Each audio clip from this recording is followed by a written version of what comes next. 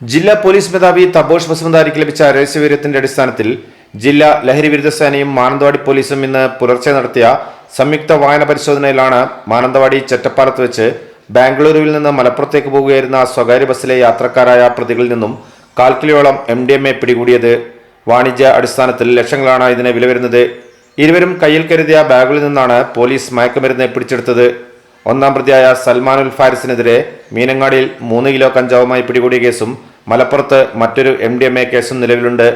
ഇതിൽ മീനങ്ങാടി കേസിൽ കോടതി ഇയാളെ ശിക്ഷിക്കുകയും ചെയ്തിരുന്നു.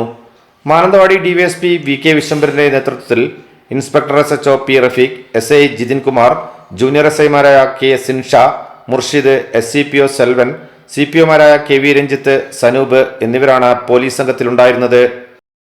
കർണാടകയിൽ നിന്നും നിരവധി MDMA കേസുകളാണ് കേരളത്തിൽ റിപ്പോർട്ട് ചെയ്യപ്പെടുന്നത്. കർണാടകയിൽ നിന്നും MDMA കടത്തിക്കൊണ്ടുവന്ന് കേരളത്തിലെ വിവിധ ഭാഗങ്ങളിൽ വിൽപ്പന നടത്തുന്നതായി നിരവധി പരാതികൾ ഉയർന്നു വരുന്ന സാഹചര്യത്തിൽ വയനാട് പോലീസ് വളരെ കർശനമായ പരിശോധനകൾ നടത്തി വരികയാണ്. ഇപ്പോൾ വലിയൊരു അളവിൽ MDMA പിടികൂടിയിരിക്കുന്നത്.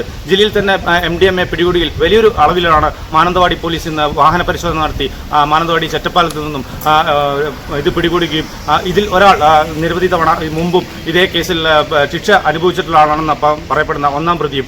ഇത്തരത്തിൽ വയനാട് പോലീസിന് ഇപ്പോൾ ഈ ലഹരി വേട്ടയിൽ വലിയൊരു നേട്ടം കൂടിയാണ് ഈ ഒരു വലിയ അളവിലുള്ള 250 ഗ്രാമോളം MDMA പിടികൂടിയിരിക്കുന്നത്. വയനാട് വിഷൻ വാർത്തകൾക്ക് വേണ്ടി ഷമീർ, മാനന്തവാടി.